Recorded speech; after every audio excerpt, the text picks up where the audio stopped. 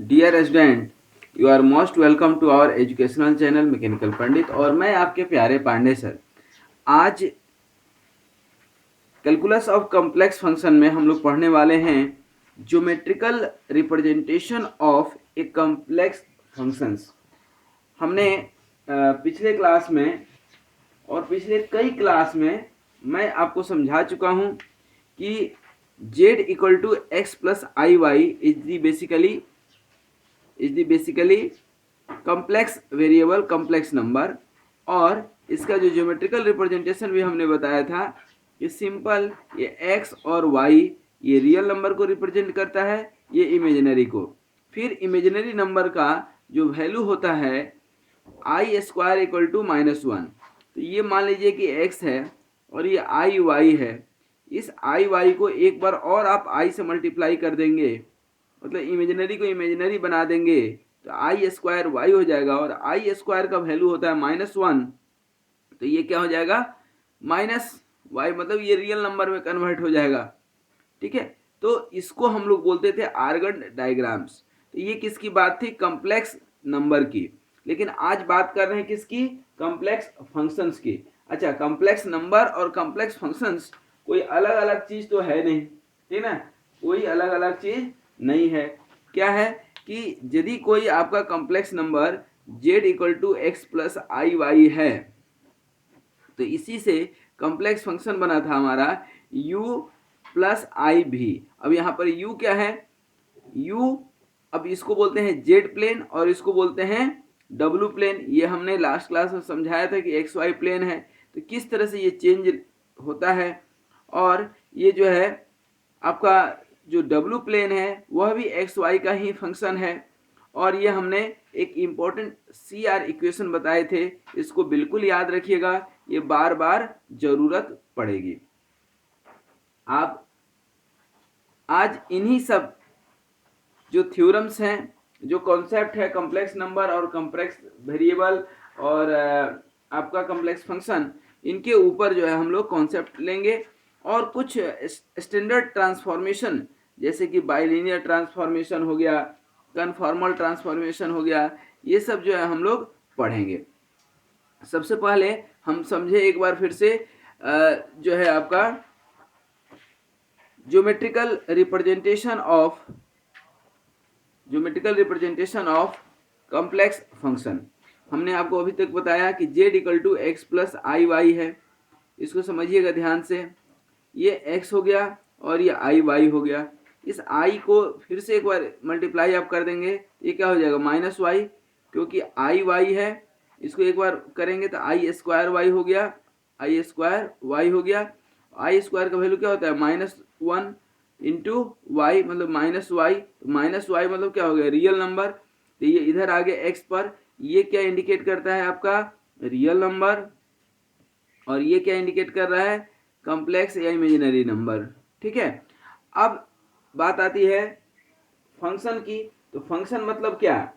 आपका z equal to x plus I y और w क्या हो गया? u plus i v. That means क्या? f of z। ठीक ना? अब यदि यहाँ पर f ऑफ z है, मतलब कहने का क्या हो गया? u plus i v equal to F of x plus I y. ये आपका क्या हो गया? एक कंपैरिजन हो गया किसका? कॉम्प्लेक्स फंक्शन का और कॉम्प्लेक्स नंबर का। ठीक है, अब यहाँ पर जेड प्लेन और डब्लू प्लेन आप देखेंगे तो बेसिकली ध्यान से समझिएगा, इसके बाद हम आ जाएंगे ट्रांसफॉर्मेशन पर। ये एक हो गया आपका क्या? मान लीजिए जेड प्लेन, और ये दूसरा बताएं आपको, ये क्या हो गया आपका? डब्लू प्लेन। ठीक है, अब यहाँ पर ये क्या हो जाएगा आपका? जेड प्लेन में ये रियल रिप्रेजेंटेशन और ये इमेजिनरी एक्स वाई। और ये क्या हो गया आपका? यू, और ये क्या हो गया? भी। यहाँ तक कहीं कोई डाउट नहीं। अब यहाँ पर जो है ध्यान देंगे यदि आप, ठीक है ना, यहाँ पर यदि आप थोड़ा सा ध्यान देंगे तो आप देखेंगे कि कोई यदि यहाँ भी कर्व है और एक कर्व यहाँ भी है, ठीक ना। अब इस कर्व में कोई आप टेंजेंट खींचते हैं, मान लीजिए ये टेंजेंट आपने खींचा, ठीक ना। तो यहाँ पर इस टेंजेंट का एक पॉइंट यहाँ पकड़ लीजिए, ये आपका टेंजेंट का सपोज कीजिए कि एंगल है अल्फा, एंगल अल्फा है। इस पॉइंट से चूंकि जेड प्लेन है तो जो चेंजेज है ये पॉइंट यहाँ से यहाँ तक आप स्टडी कर रहे हैं, ये पॉइंट यहाँ पर पी है। पी जो है किसका फंक्शन है, एक्स वाई का, दैट मीन्स कि जेड का। और ये डेल जेड वाली जो एंगल है डेल जेड वाली जो एंगल है वह कितनी है आपकी, सपोज कर लीजिए कि थीटा है, ये क्या है, थीटा है। और ये पी हो गया, ये आपका क्यू हो जाएगा, और क्यू क्या हो जाएगा, जेड प्लस डेल जेड। ये कोई कर्व आपका सी है। सिमिलरली अब डब्लू प्लेन पे आप देखें, डब्लू प्लेन में भी एक क्या बनेगा, आपका टेंजेंट बनेगा। ठीक यही टेंजेंट जो यहाँ पर बना है, ठीक है, ये टेंजेंट बनेगा। और यहाँ जो है आपका कोई पॉइंट जो जो P था, तो ये P की जगह P डैश क्या हो जाएगा, W। और यहाँ जो एंगल बना, ठीक है ना, यहाँ अल्फा लिए हैं तो यहाँ अल्फा डैश मान लीजिए। और ये जो है आपका P से कहाँ गया, ये Q, P डैश है, यहाँ Q डैश। और ये जो वेक्टर बना कौन सा, डेल्टा W। और यहाँ पर क्या हो जाएगा, W प्लस डेल W। और ये कर्व कौन सा है, ये जो कर्व है आपका सी डैश, ठीक है। और ये अब जो एंगल यहाँ पर डेल जेड से, दैट मीन्स कि ये जो आपका था डेल जेड, यहाँ पर थीटा बन रहा था, और यहाँ पर ये क्या बन जाएगा, थीटा डैश। क्या बन गया, थीटा डैश। आ रही बात समझ में, क्या हो गया, थीटा डैश। तो इस तरह से आपने देखा कि ये जेड प्लेन है और ये क्या है, डब्ल्यू प्लेन है, ठीक ना। तो बेसिकली इस कॉम्प्लेक्स डोमेन में, इस कॉम्प्लेक्स डोमेन में जो फंक्शन आपका w इक्वल टू ये एफ ऑफ जेड था, वो इस तरह से आप लिख सकते हैं। और इसको हमने रिप्रेजेंट करके बताया था। और ये अब अलग अलग प्लेन में, जेड प्लेन, डब्ल्यू प्लेन में हमने आपको बताया किस तरह से कर्व चेंज लेता है। दैट मीन्स कि यहाँ पर आप देखेंगे तो there are 4 real variables here, there are 4 real variables. कौन कौन सा, ये एक्स वाई तो पहले से था ही, एक्स वाई, और इसमें यू और वी भी आ गया, ठीक ना। दैट मीन्स कि 4 dimensional region is required to draw this function, ठीक ना। अब जो कार्टेशियन कोऑर्डिनेट होता है, ठीक ना, उसमें एक कोऑर्डिनेट में 4 वेरिएबल रिप्रेजेंट करना संभव नहीं है। So we use complex plane. ये जेड प्लेन जो नॉर्मल प्लेन है आपका, एक्स वाई प्लेन, और एक क्या हो गया, कॉम्प्लेक्स प्लेन। तो यहाँ पर एक जगह नहीं था इसलिए हमने दूसरा किया। अब यहाँ पर इसको जो है जेड प्लेन, और इसको क्या बोले हम, W plane. Z plane X Y को रिप्रेजेंट कर रहा है और डब्ल्यू प्लेन रिप्रेजेंट कर रहा है यू और भी के। तो हम कह सकते हैं कि curve C in the Z plane is mapped into the corresponding curve C dash in the W plane by the function w equal to F of Z, which defines a mapping or you can say transformation of the z plane into the w plane, ठीक ना। और इसीलिए तो हमने आपको दिखाया कि आज जो पढ़ने वाले हैं, आज भी और नेक्स्ट क्लास में भी हम लोग जो पढ़ने वाले हैं, दैट इज दी ट्रांसफॉर्मेशन। ये हम ट्रांसफॉर्मेशन में इधर आएंगे, ट्रांसफॉर्मेशन में आएंगे यहाँ पर। अब देखिए यहाँ पर एक लाइन यहाँ लिख देते हैं, तब ट्रांसफॉर्मेशन पे जाएंगे, ठीक ना। That means curve C in Z plane, that means कि XY corresponds corresponds to curve C dash in W plane, that means कि U भी, ठीक है ना, that means कि curve that is curve C in the Z plane is mapped into the is mapped into the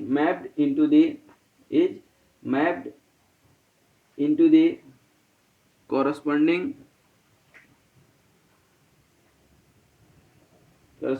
curve C dash in the W plane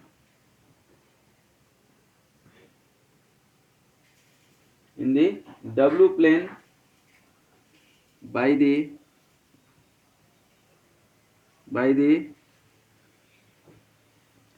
function f of z, which defines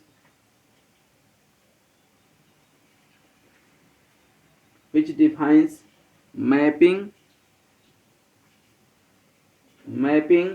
or transformation of the z plane into the W plane,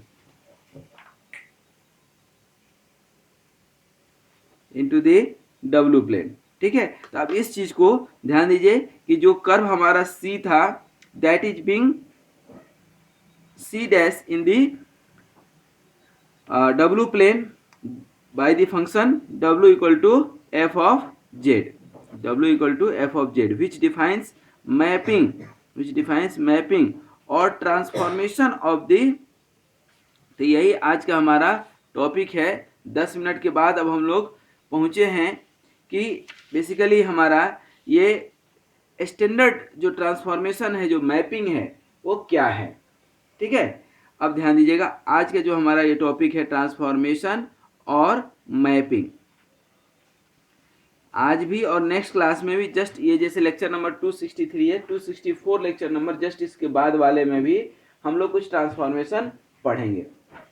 तो सबसे पहला जो transformation में है, ठीक ना, सबसे पहला है ट्रांसलेशन।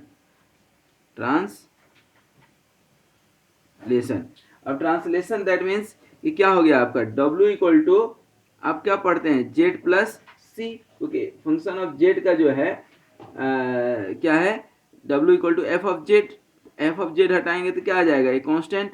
ये C क्या है, बेसिकली कॉम्प्लेक्स कांस्टेंट, ध्यान रखिएगा क्या है ये, कॉम्प्लेक्स कांस्टेंट, ठीक है।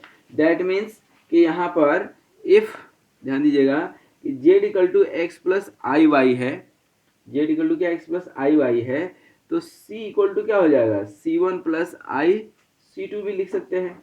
उसी तरह से w equal to u plus i v है, then the transformation becomes u plus i v equal to x plus I y plus c1 plus i c2 हो जाएगा, ठीक ना।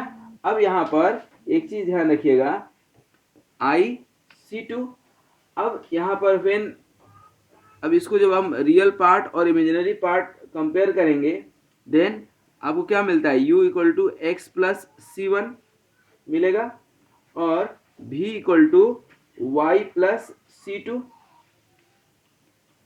ये हमने कंपेयर किया किसका, रियल पार्ट और इमेजिनरी पार्ट, ठीक ना। अब यहाँ पर real part imaginary part compare कर दिए, that means the point P of xy in the z plane is mapped into W plane in the same condition, in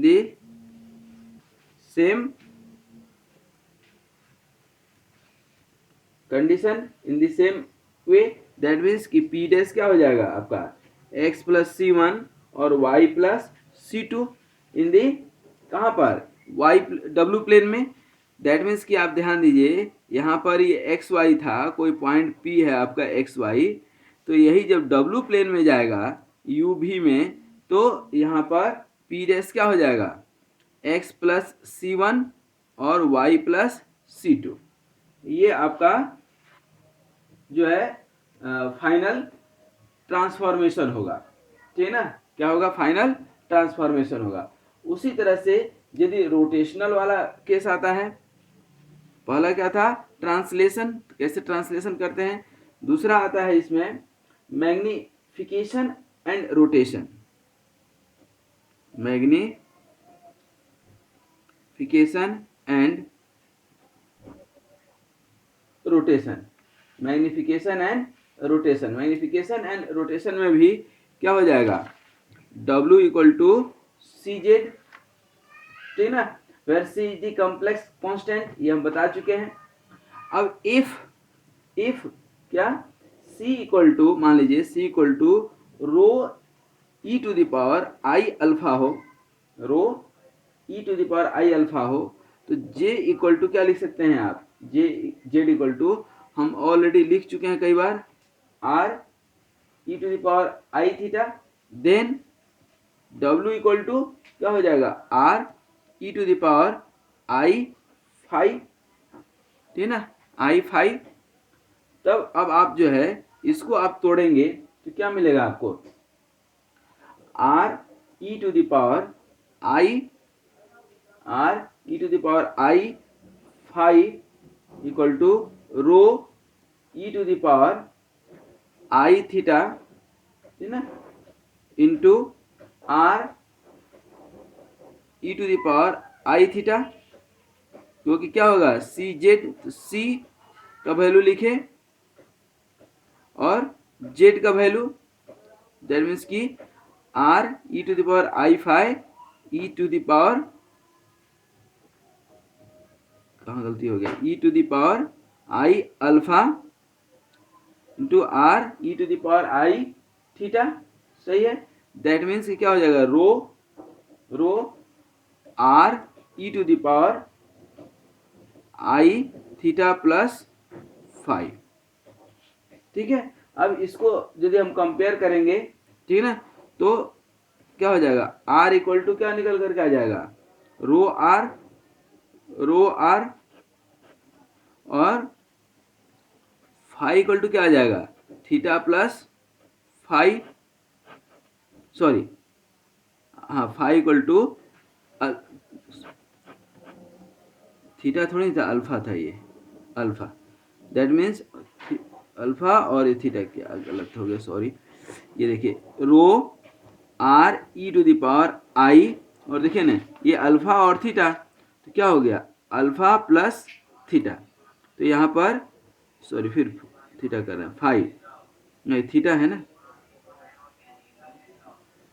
I into alpha plus theta, that means कि five equal to alpha plus theta, सही है, alpha plus theta, ठीक है।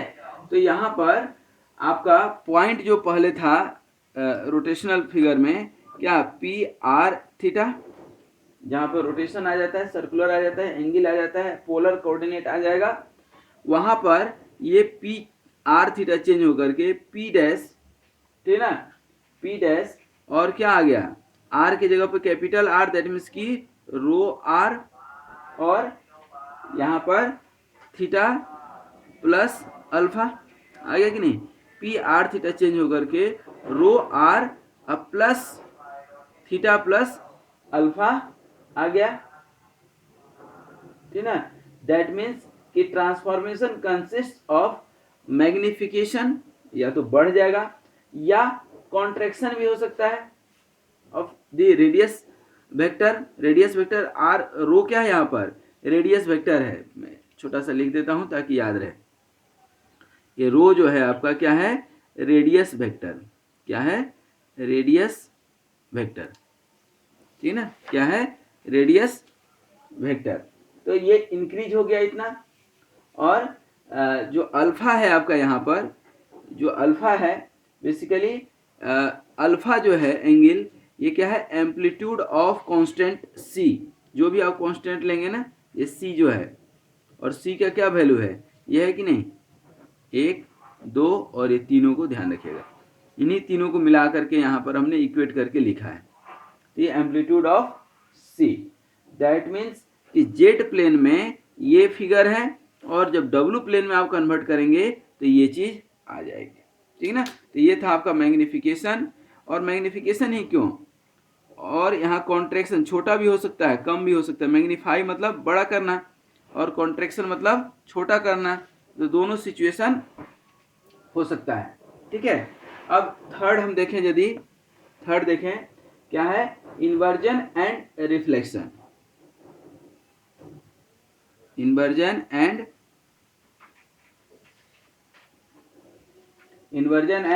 Reflection, ठीक है। Inversion and reflection की यदि हम बात करते हैं, तो इन्वर्जन मतलब क्या, इन्वर्स, और इन्वर्स मतलब क्या, जेड यदि है तो 1/z क्या हो जाएगा, इसका इन्वर्सन हो जाएगा, ठीक ना।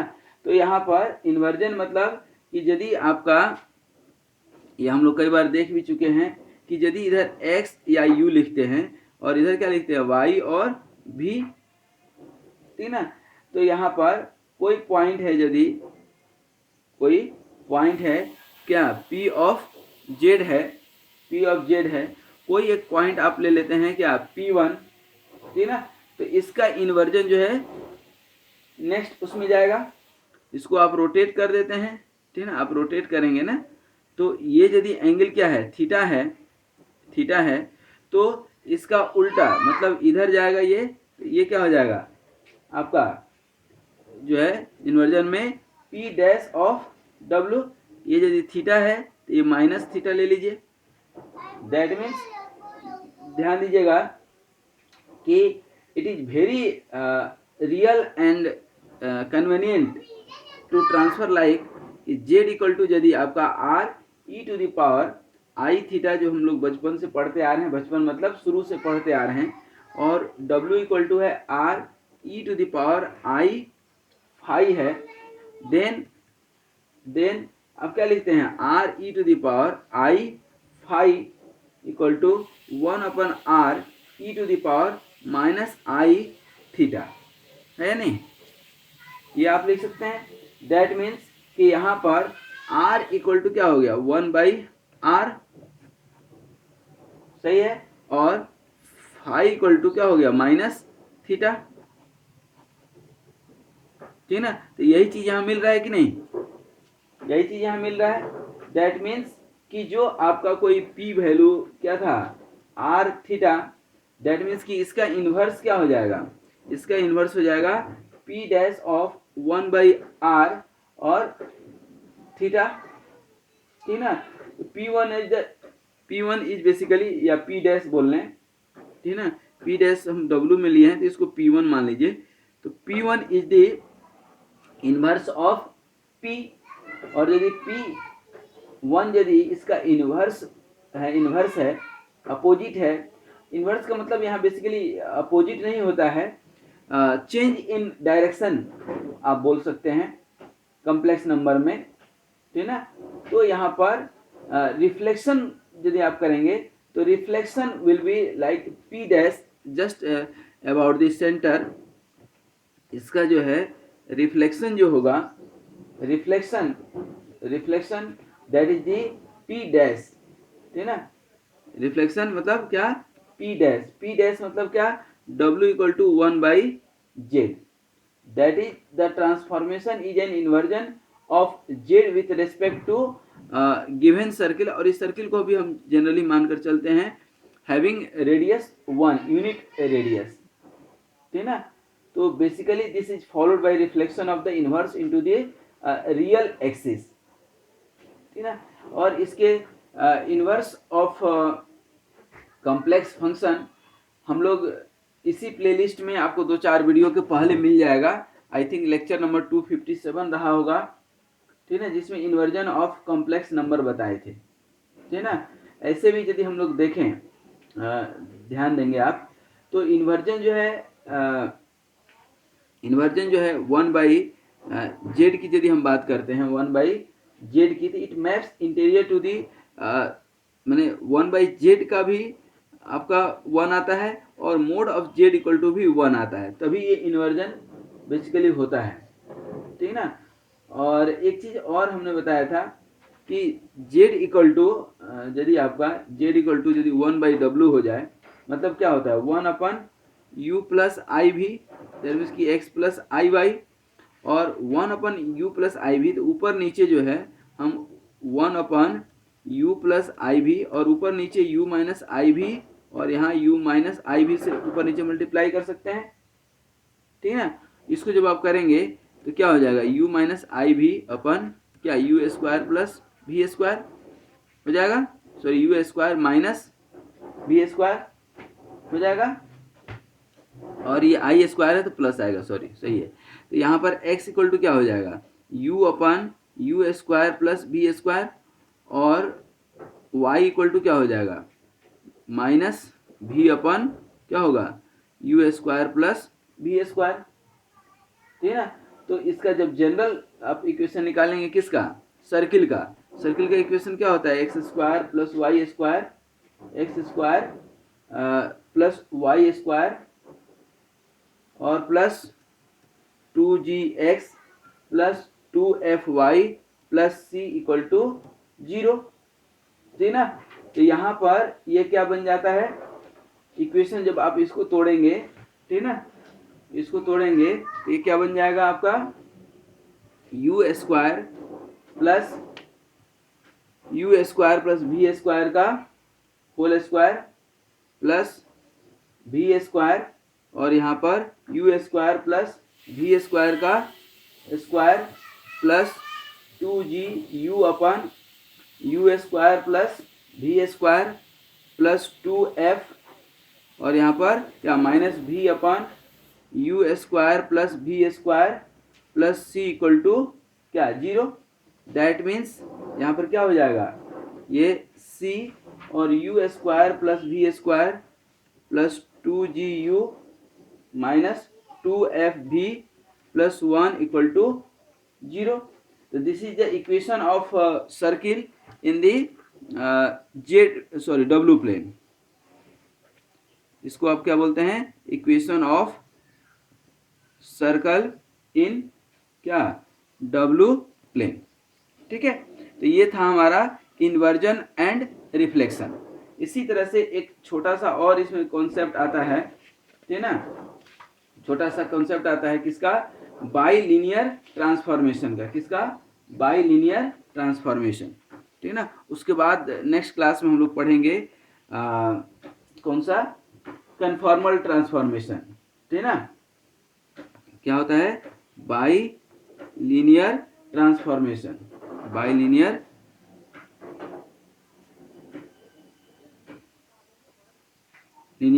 ट्रांसफॉर्मेशन, ठीक है ना। बाइलिनियर ट्रांसफॉर्मेशन क्या होता है ध्यान दीजिएगा, यहाँ पर W equal to A Z plus B upon C Z plus D, ठीक है ना, where A B C D are complex constant, where A B C and D are complex constant,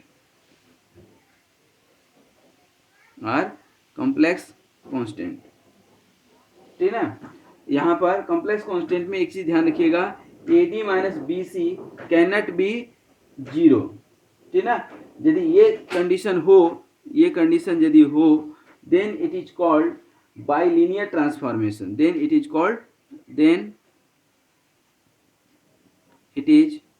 called bilinear transformation, it is called bilinear transformation, ठीक ना। अब इसमें जो condition है, ठीक ना, बेसिकली जो हम लिखे हैं कि A D minus B C should not be 0, it gives basically it gives that D W upon D Z, मतलब डब्ल्यू प्लेन का differentiation with respect to Z plane can not be 0, ठीक ना।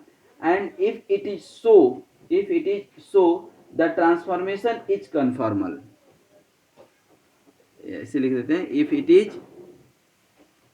It is so then the transformer then this transformation is conformal, ठीक ना। If AD minus BC equal to 0, ठीक ना, every point of Z plane will be a critical point, ध्यान रखिएगा। If then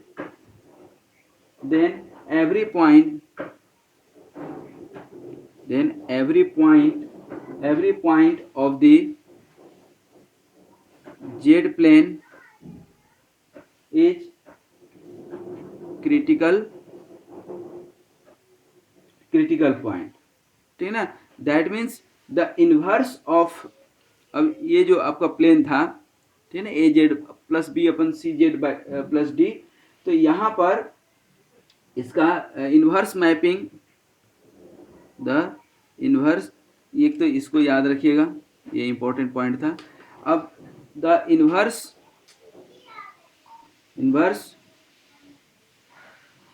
mapping of W equal to AZ plus B upon CZ plus D will be Z equal to क्या हो जाएगा, minus DW plus B upon CW minus A, ठीक है ना।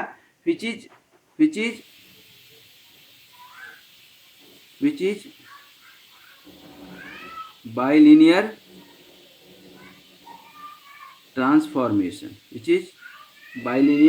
Transformation, ठीक है।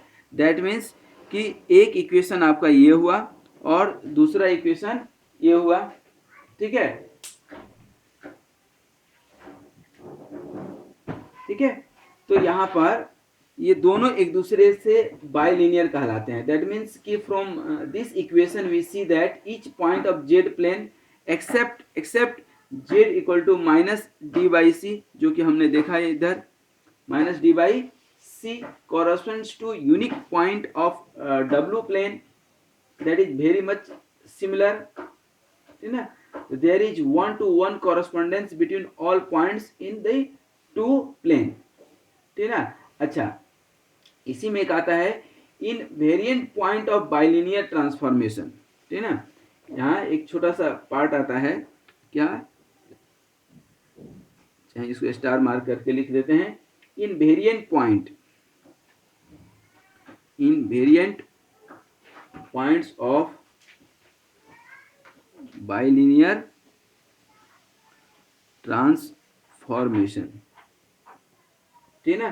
दैट मीन्स कि if z maps into itself in the W plane, ठीक ना, if z maps into itself in डब्ल्यू plane,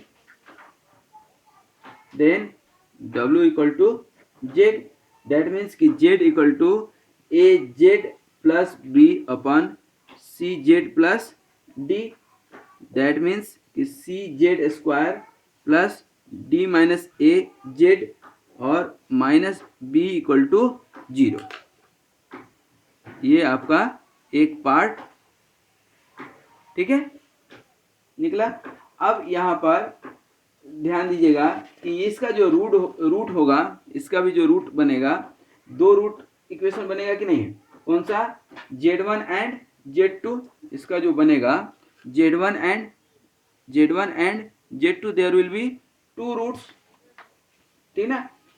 however the two roots are equal, the bilinear transformation is said to be, यहाँ ध्यान दीजिएगा, ये इक्वेशन क्या, CZ square plus D minus AZ minus B equal to 0। अब यहाँ पर दो रूट्स बनेंगे, ठीक ना, दैट इज कॉल्ड इनवेरिएंट, ठीक है।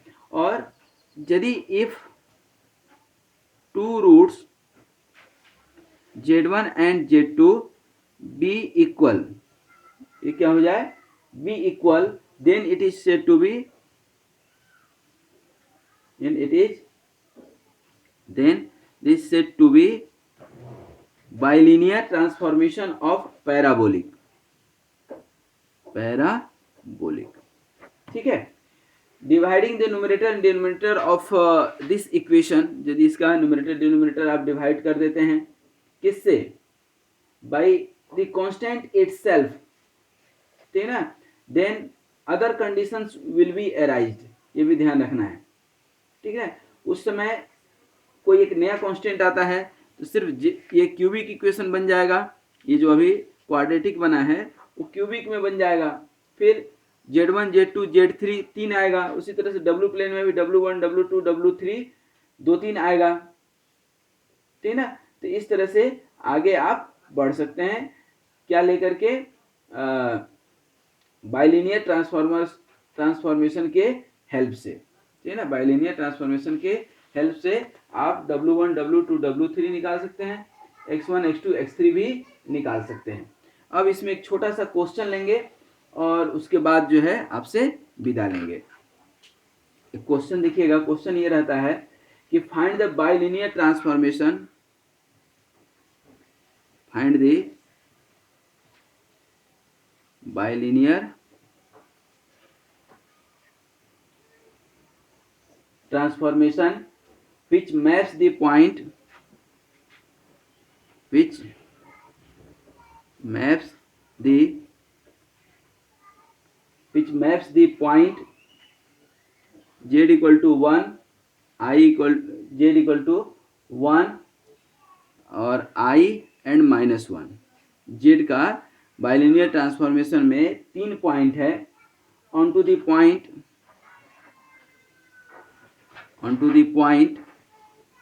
W equal to I 0 और -I. ठीक है. तो यहाँ पर ध्यान दीजिएगा, बोल रहा है कि hence find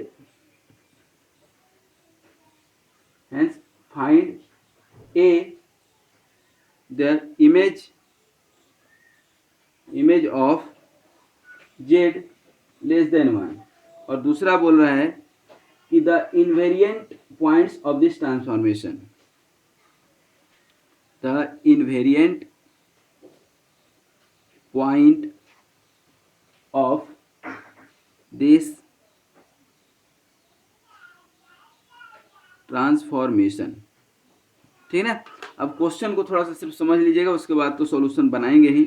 देखिए, फाइंड द बाइलिनियर ट्रांसफॉर्मेशन, तो क्वेश्चन किसका है, बाइलिनियर ट्रांसफॉर्मेशन का. और जेड पॉइंट में क्या है, तीन वैल्यू दिया है, 1 I -1. और जो मैप कर रहा है जो डब्ल्यू प्लेन में वो क्या वैल्यू है, I 0 -I. ठीक है. दैट मीन्स कि गिवन पॉइंट जो है आपका, जो आपका गिवन पॉइंट है वह क्या है, Z1 Z2 Z3 तीन हो गया जो अभी हम आपको बता रहे थे. तो यहाँ पर Z1 इक्वल टू क्या दिया है 1, Z2 क्या दिया है I और Z3 दिया है आपका -1 और Z4 आप मान लीजिए क्या है Z है. Map on to the points, map on to the points क्या है, W1 equal to I, W2 equal to 0, W3 equal to -I and W4 equal to W. ठीक ना. Since the cross ratio remains unchanged under bilinear transformation, ध्यान दीजिएगा, since लिख भी देते हैं, since the cross ratio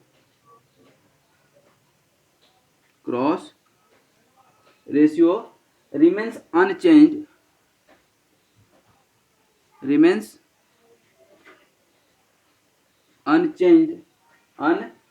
under bilinear transformation.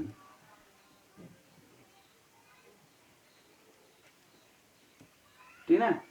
तो यह क्या हो जाएगा, 1 -I -1 जेड अपन क्या हो गया 1 माइनस जेड, और इधर -1 माइनस आई इक्वल टू क्या होगा आई माइनस 0 और माइनस आई माइनस डब्लू, और इधर आई माइनस डब्लू और क्या है वैल्यू माइनस आई माइनस 0।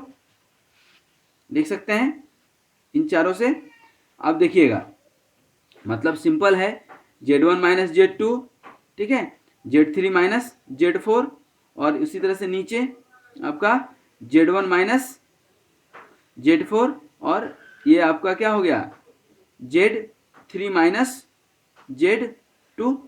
उसी तरह से इधर इसको सॉल्व करेंगे तो आपको क्या मिला है W plus I upon W minus I equal to क्या हो जाएगा Z प्लस 1 और 1 plus I 1 minus I upon Z minus 1 और 1 प्लस आई, ठीक ना, बाई कंपोनेंडो एंड डिवेंडो लिख सकते हैं क्या, ऊपर नीचे मल्टीप्लाई करेंगे और डिवाइड करेंगे by componendo and डिवेंडो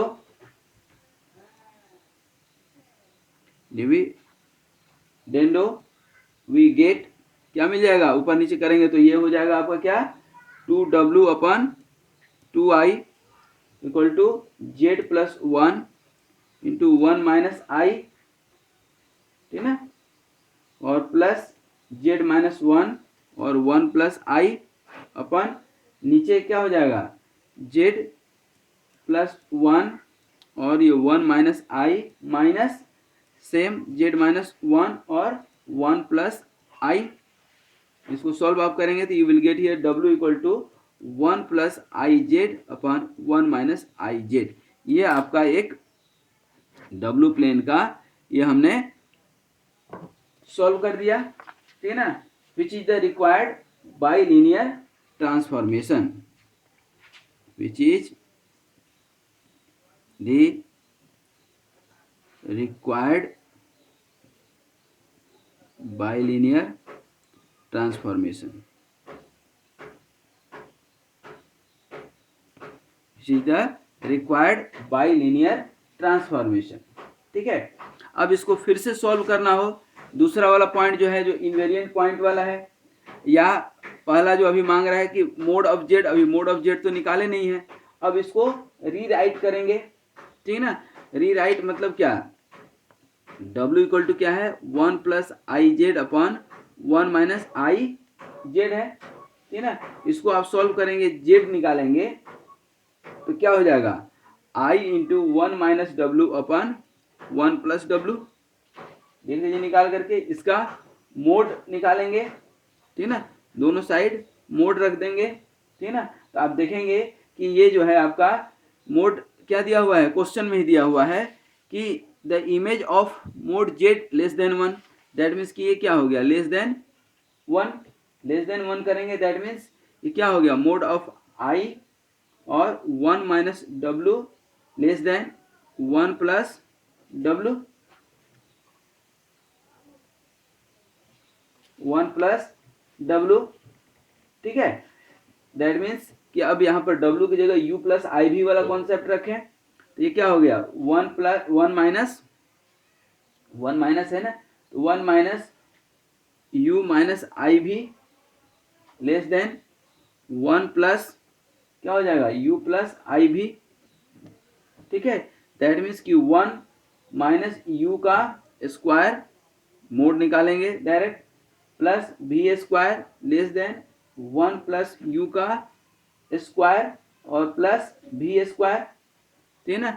that means that is यहाँ पर आप सॉल्व कर रहे हैं तो क्या आ रहा है यू ग्रेटर देन 0 आ रहा है, ठीक है ना। Hence the interior of the circle, अब यहाँ पर आप देखेंगे तो अब इस फॉर्मूला से आप लिख सकते हैं, इस आउटकम से आप लिख सकते हैं hence the interior of circle, hence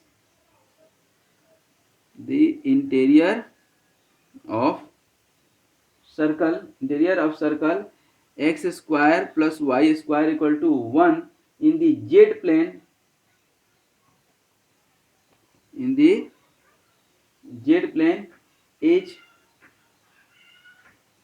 mapped onto the entire half of the entire half of the w plane है ना, to the right of imaginary axis। तो ये तो सिर्फ कहने की बात थी, लेकिन मेन पॉइंट ये था कि लेस देन 1 दिया है, इसको आप सॉल्व कर रहे हैं तो u जो है आपका क्या आ रहा है, ग्रेटर देन 0 आ रहा है, ठीक है ना। और यहाँ पर मोड ऑफ आई क्या होता है, ध्यान रखिएगा, डायरेक्ट हम लिखे हैं तो मोड ऑफ आई क्या होता है, 1 होता है, ध्यान रखिएगा। जो आपका इन्वेरिएंट पॉइंट्स है जो सेकेंड में दिया है इन्वेरिएंट पॉइंट, तो बी वाला जो ऑप्शन है आपका, तो invariant to find the invariant point, ठीक है ना, इनवेरिएंट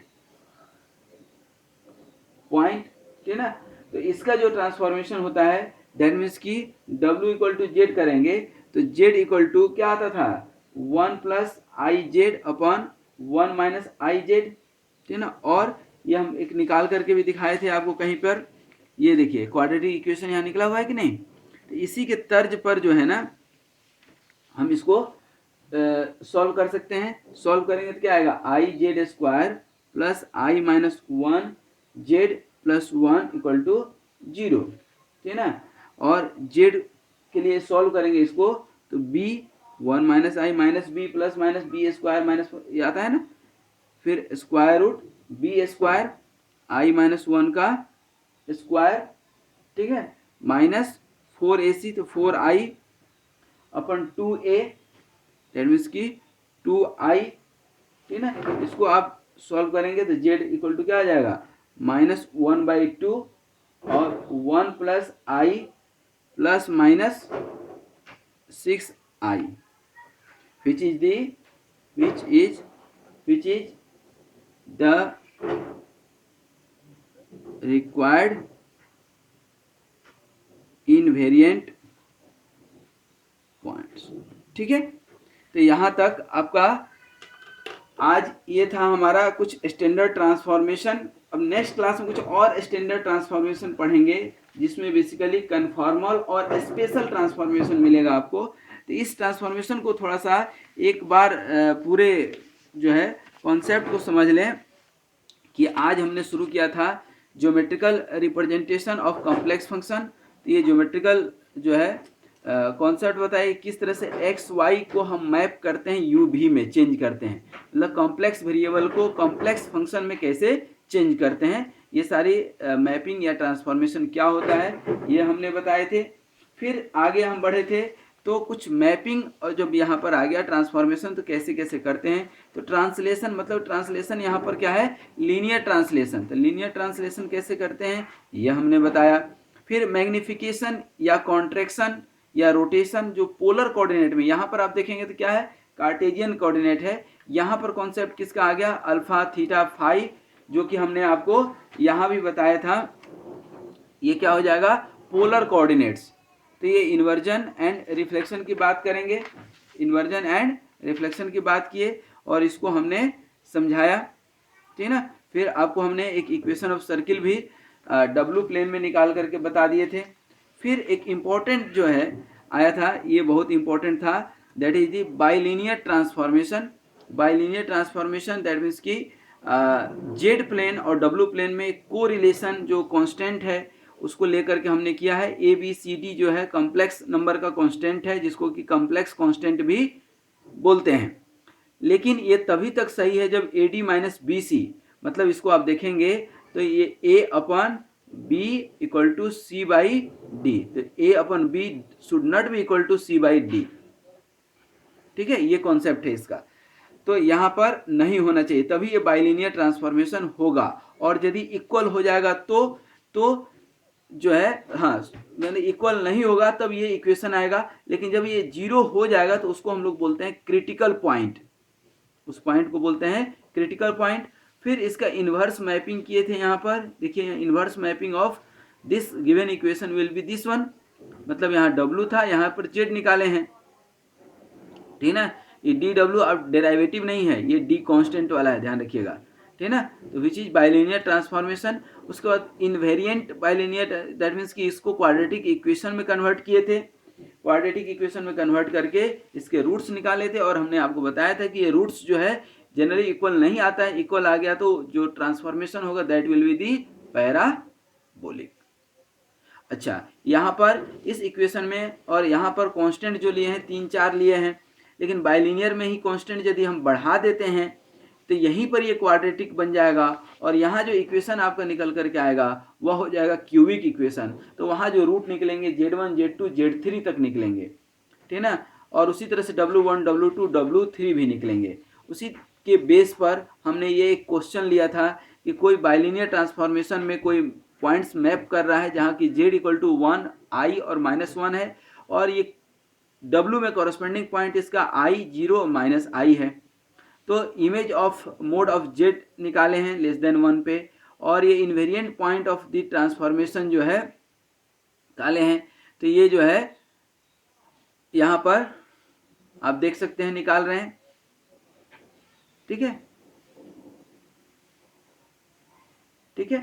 अब ये सब हम निकाल करके आपको समझाएं, ठीक है। ये सब इनवेरिएंट पॉइंट है। तो आज यहीं तक। Thank you very much for watching this video, और be happy, be healthy, and also keep promoting this channel, this video, कर भला तो हो भला। तो इस थीम पर आप ये अपने वीडियोज को शेयर कीजिए अपने दोस्तों के साथ, ताकि उनका भी भला हो सके। आज यहीं तक, तब तक के लिए धन्यवाद। फिर अगले वीडियो में हम लोग ये जो बाइलिनियर ट्रांसफॉर्मेशन देखे हैं, जस्ट इसके बाद है हमारा conformal transformation. Once again thank you very much.